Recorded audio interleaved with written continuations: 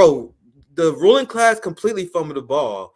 The only thing they have left is rank authoritarianism. Like, can you imagine if we seen the scenes that we have seen in the last 24 hours in Iran, in China, or in Russia? You'll have a statement by Anthony Blinken. We implore the Iranian regime to respect the rights of the dissidents in their country to peacefully organize. That's what they say every single time. Oh my God, why is Iran crushing dissent? Meanwhile, we've seen that in great detail. And I love the title and the thumbnail. It is unapologetic rank fascism because you have majority of the Democrats, including majority of Jewish voters, who support a ceasefire. And now, I love everything that's going on right now. I love everything. Like in terms of the class traders getting involved, the militancy involved. I love every single bit of it. But a lot of these people are not calling for a free Palestine. Let's be real. Because a lot of these people are calling for a ceasefire, my friends. And I gotta say I support it because this inspired revolutionary action. This is what we need to get to the true ass. A lot of these people in these protests, they're simply asking for a ceasefire. They're not even asking for the radical shit I think we truly should be advocating for. Like I won't acknowledge Israel or accept their right to exist.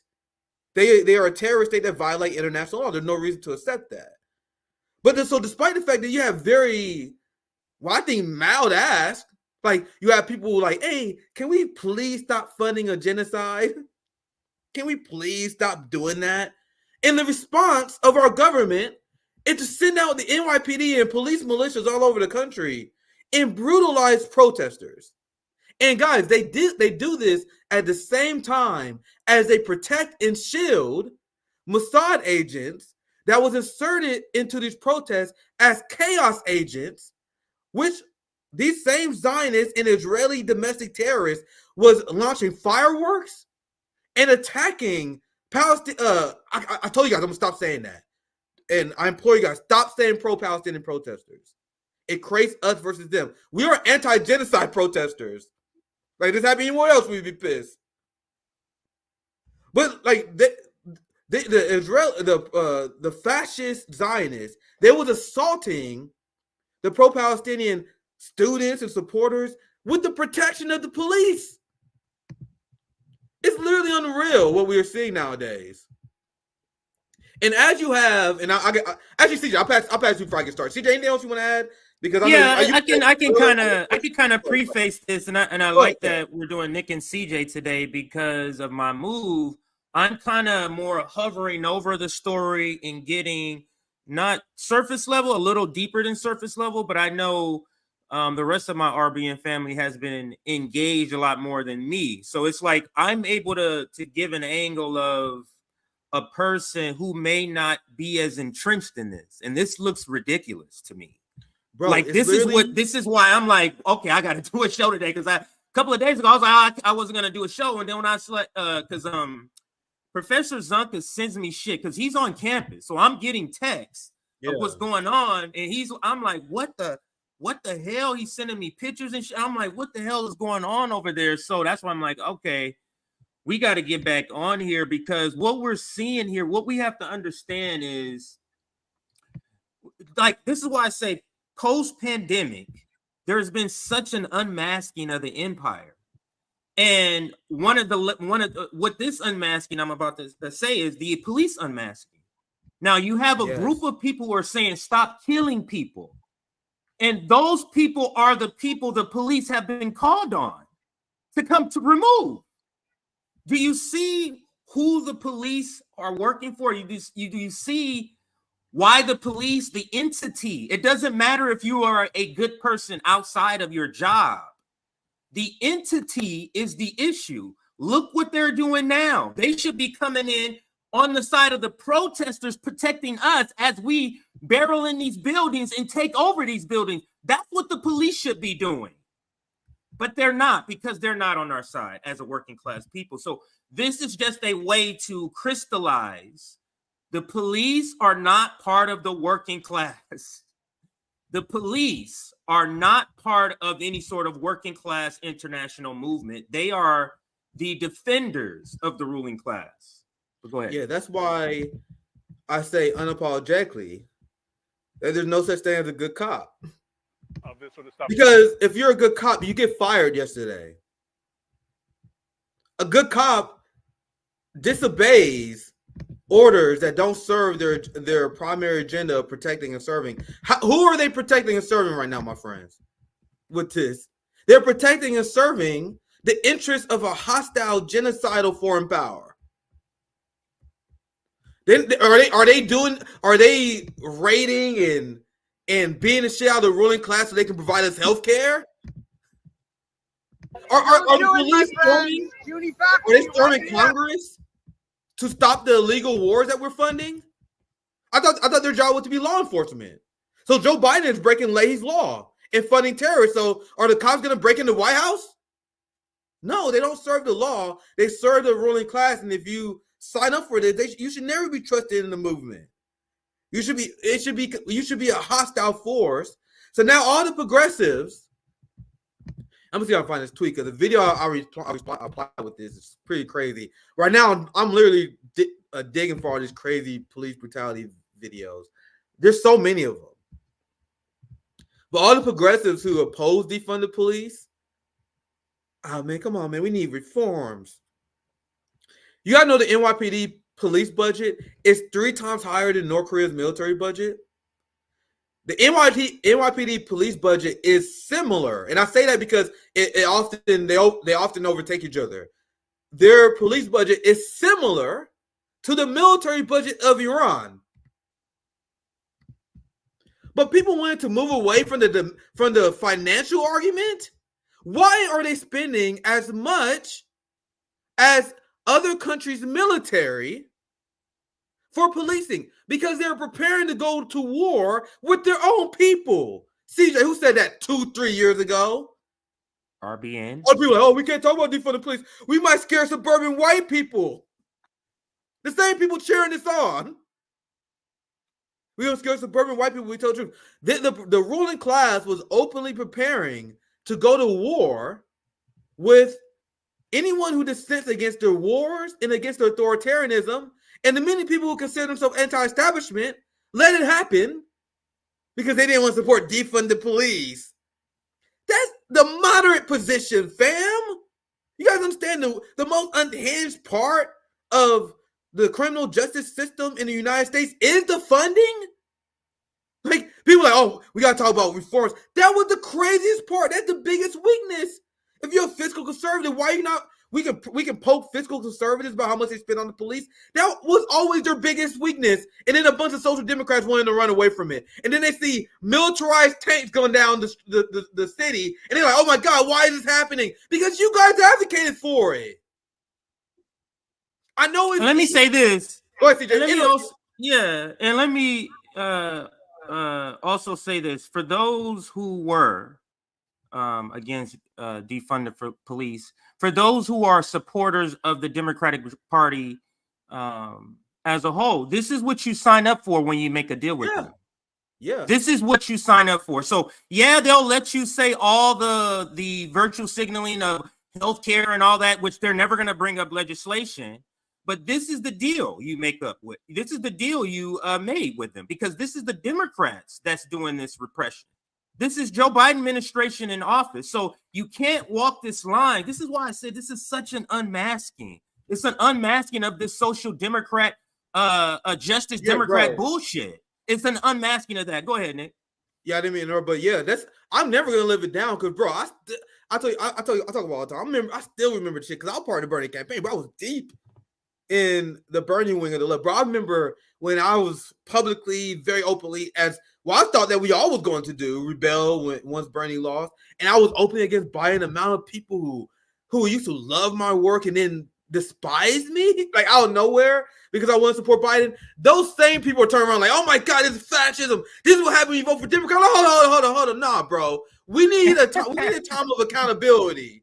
We need a moment of accountability right now, because you got all these people saying these tweets. Actually, I wasn't planning on saying this, but I'm gonna give you guys an example.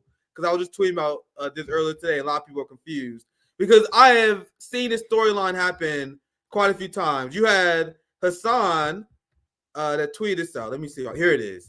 Since I'm mentioning it in passing. Look, this is what, and I'm also showing this for a reason, because this is the message that is coming from people. Will show you guys why the veil is lifted. Like the era where you can pretend to be a lesser two evil voting motherfucker, you can't do that with any credibility as a leftist. So Hassan, the very popular Twitch streamer who hated our idea of a general strike until he stole the idea, he said, "Good thing we voted for Biden, so this would never happen." And a lot of people was happy. He got way more likes than you see. This one I screenshotted it. Actually, no. Oh no, that's my tweet. I wish I included how much likes this got. It got a lot of likes. I'm like 300 is definitely low for Hassan. But this tweet got like 1,000 and 1,000. You know, Hassan got like 10,000 at least every tweet. Yeah. Okay, like, oh yes, isn't it crazy that we voted for Biden and this happened? If only there was a group. If there only wasn't a bunch of young black people, Marxists, who wasn't telling you guys that this was going to happen. You guys see what these people do? And it's a culture of the left that deeply upsets me, that these people sheep herd people to the Democratic Party. And then as the Democrat reigns, and then you see the evil, the neoliberalism, then during that time they grift as a dissenter. All of a sudden you, the person who advocated vote for Joe Biden, all of a sudden you're the dissenter, and all of a sudden you get all these clicks. You get all these, like, look at people, oh my God, look how radical Hassan is. You see him on Piers Morgan? Look at the reporting that Ryan Grimm is doing. You see how he's calling out Israel? These are the same. See that? Yeah, you get my point. These are the same people who built their platforms supporting the Democrats. So when are these people going to be held accountable for arguing for fascism? Because, CJ, this is what I would tell them. When they were like, oh, we didn't know. Don't let them say that, because me and Nico House, I still remember Nico was another person. Me and Nico, my hotspot brother, we would tell these people that if you vote for Joe Biden, you're voting for fascism. You're voting for white supremacy. And these same people will say, oh, look, this is why no one takes you seriously. You're so hyperbolic. You're so hyperbolic. The Hassans and the Vosses of the world, like, oh, you're so hyperbolic. And now they're getting it. And now they want to turn around and trying to win favor. And this is something I implore people. Can we have respect and prop up the people who got things right instead of people who go through this fucking pattern? Because I'm not even convinced that he's going to keep this up. That's why I don't praise him. I praise these people around October. Because I've seen this happen. Not me. November 6th, after the election. I'm going all the way to the election, bro. Yeah, feel free. That's fair enough. The reason why I say that, because, bro, I've seen the storyline enough. These same people are going to turn around because, bro, Trump is just getting started, bro. Trump is going to say some crazy shit. He just said some crazy shit the other day. Yeah. I mean, yesterday, because they got to play this balancing act. So right now, everyone mad at Democrats. But trust me, bro, you guys haven't seen Republicans. Wait till them ads pop, bro. Wait till the NRA ads pop in October. Wait until Trump surrogates are on corporate media every day. Wait till you see the Trump ads, which will be unhinged. Wait till you see the ads from congressional Republicans talking about fuck gay people, wherever the fuck they talk about, fuck gay people. They're going to run all these crazy ads. And then these same people that was loud in March, in April, going to see those Republican ads. They're going to see Trump speak, and they're going to be like, hey, man, I know we was mad earlier. I know I said fuck Joe Biden earlier, but come on, man. We just got to be responsible. Guys, I promise to God that is exactly what's about to happen. I don't know who. Yeah, and we're going to be like, what about Gaza? Yeah.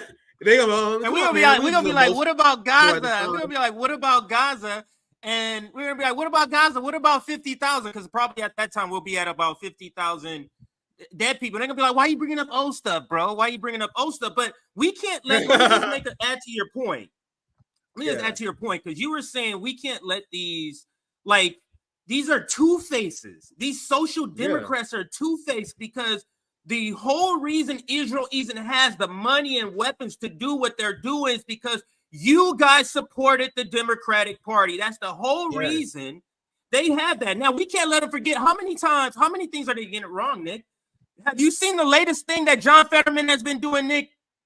How many times are we going to let these social democrats get everything wrong? They're getting Israel wrong. Oh, why are you getting mad about a single issue, bro? There's more than what?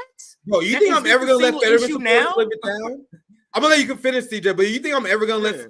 Now, I remember all you, but I remember Crystal Ball, Vanguard. I'm never going to... They're going to do this. They do this content talking shit about Fetterman. I seen like Kyle Kalinske and the Vanguard and these people snipe at Fetterman. Nah, nigga, it's too late now, bro. I'm never, ever going to let them forget that they supported John Fetterman. In fact, the Vanguard got extremely mad at us. That was one of the reasons why they dropped a diss track on us. Because they were like, oh, see, they always use Palestine out. And this quote by Zach will live rent-free in my head for the rest of my life. They like, these RBN, they use Palestine as a way to drive a wedge in our movement. That's something he said with a serious face. I remember hearing it. Somebody has to find that clip. Somebody has to find that clip and tag them on Twitter. Bro, we need someone, bro. It was like a long time ago, bro. I remember very specifically, something. Obviously, the words may not be specific. It was a long time ago, but it was something like that. The criticism they had was RBN used Palestine as a wedge to divide the movement. They remember when I grilled Marianne Williamson over this as well. They was furious at me for doing that. Because that was another thing. They said, yeah, see how Nick always obsessed over Palestine? That's the way he just found one issue he can divide the movement over. And he's a chaos agent that's using that one issue to divide. And that's, bro, I heard this all the time, my friends. I know I'm way too self-involved. This is my life, right? You guys don't see this shit. I'm telling you guys, I know the criticism of me right now. I know what you guys say about me. I know what other people say about me. I know what they said to me about me back then. That was the criticism of me from the Bernie left about 2 years ago. RBN are just people who use purity tests, who take foreign policy issues and use that as a way to cancel otherwise good progressives. I know some people probably heard that before in the audience, right? You guys seen all this, and I'm also very skeptical about showing all this stuff because I'm very careful about our strings getting pulled because they're looking for any reason. So I'm gonna show you just this here, the craziness that we are dealing with right now. So, and remember, and I saw this from Dan Cohen. Because this is a great point. I want to get Dan Cohen props for reminding me of this. Do you guys remember how Michael Bloomberg once boasted that the NYPD was his private army? People think that the police is here to defend us. Michael Bloomberg and the oligarchs often brag about how the police work for them. Michael Bloomberg once famously said that. And now we got the Netanyahu PD. The Netanyahu PD. And I'm going to show you guys this because our country has descended to the level of fascism that they no longer have to hide it, CJ. They know that they can openly brag about how corrupt they are, and if we want to do anything about it, they will kill us. And then white America is going to apologize for them for doing it. So because they had this fascism, they're getting very cocky. Now, I study history. You guys study history? You guys study revolutionary history? What leads to revolution? A revolution happens is when you have Nepo babies in charge. When the empire was passed off to the Nepo babies, and then the Nepo babies, because the empire was there for generations and generations, they get arrogant. And they're not good at maintaining their propaganda. They start flaunting their wealth and influence and their corruption to the people's face. Just like famously what the French monarchy did. Let them eat cake is like the best example, like the arrogance, flaunting of it. Now I'm showing you guys this because I have no idea why they would show Americans this. This is the NYPD chief of patrol. This was last year. You know the time where RBN was viciously covering police brutality and defund the police like we've done since the inception. So last year, you had. Actually, I have to read a tweet. During his visit, this is the NYPD chief of patrol. During his visit to the United States, Israeli President Isaac Herzog stopped by police headquarters to meet with executives and members of the NYPD. So the obvious question, why would the president of Israel be interested in meeting with police in the United States? And now the professional manager is like, oh my God, I can't believe this is happening. Guys, there are a lot of great, and I'm literally, this is a friendly jab. I don't hate those people at all. it's a friendly jab at these social democrats right now because I like every single tweet I've seen from them last night, CJ. I'm friendly. I'm jabbing them in a very friendly way because I see all these people right now like, oh my God, this is fascism. I can't believe this is happening. I may not vote for Biden now. This is crazy, guys. I can have two thoughts at once. What? You heard that too?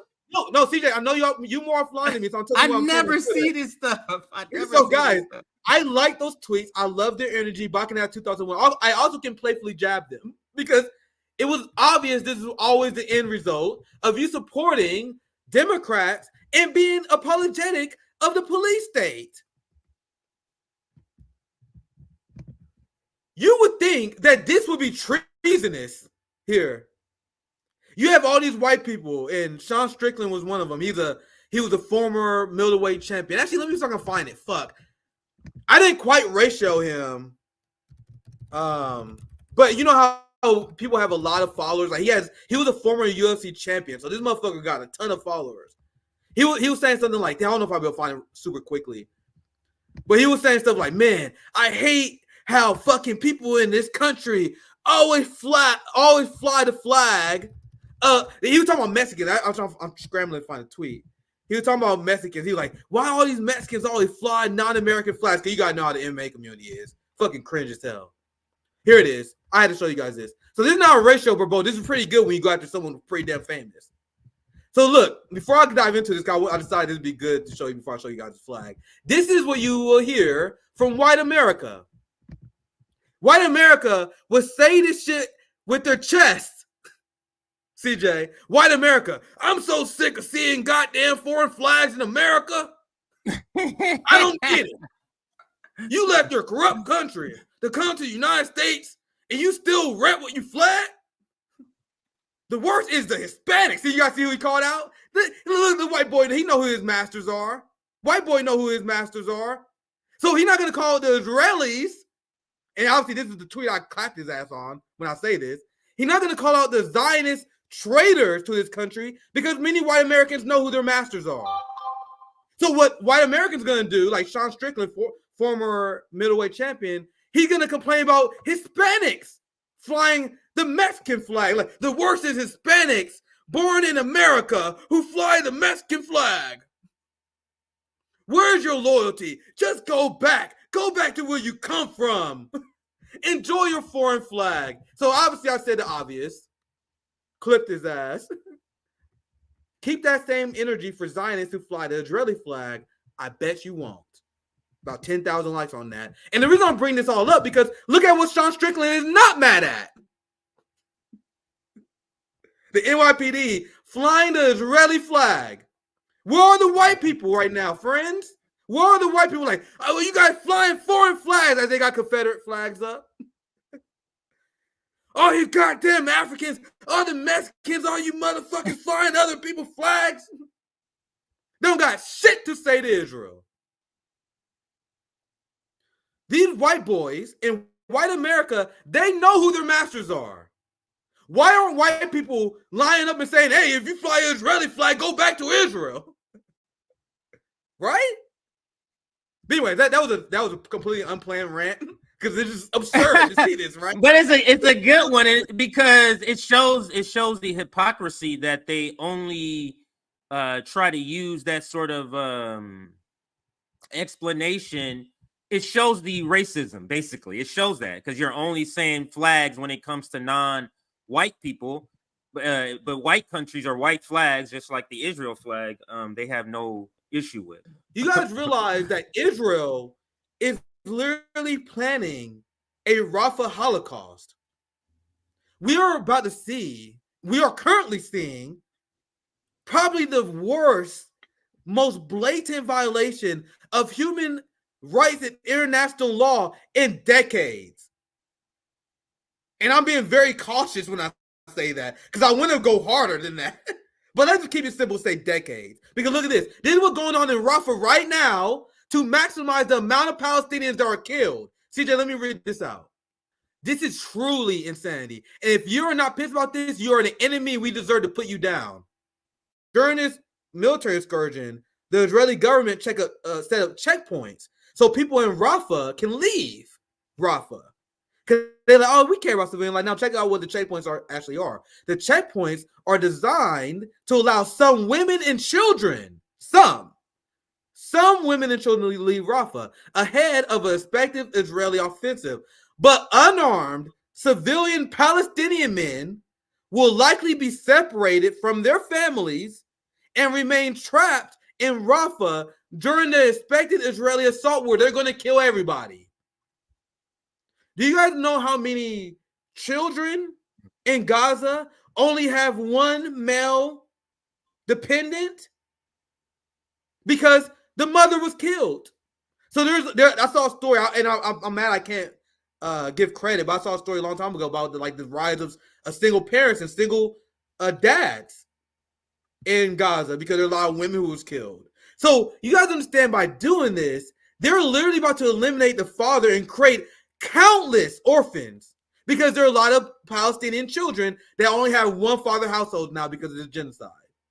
And now all these men are about to be wiped out at these checkpoints. And probably, and if this happens, and I think it's going to happen, this will be one of the worst human rights violations and breach of international law I have ever read. And I know that may sound hyperbolic, but guys, I have read a lot of shit. You know what I mean? I've studied foreign policy for a very long time. I studied war. There's not much worse than this. The establishment freaking out and calling college kids terrorists because they're protesting this. Our generation is protesting our government funding this. And then the corporate media in the ruling class is demonizing the base that Gen Z.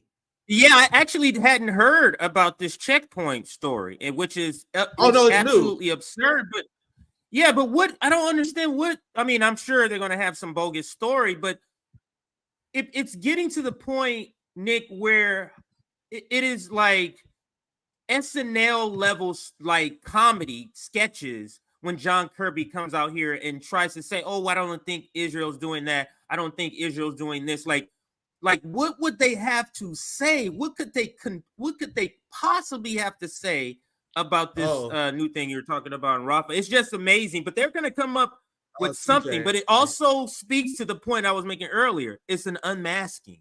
It is such an unmasking where people are like, this just doesn't pass the smell test. And I don't even need to know anything about what's going on. But what you're saying just logically doesn't make sense.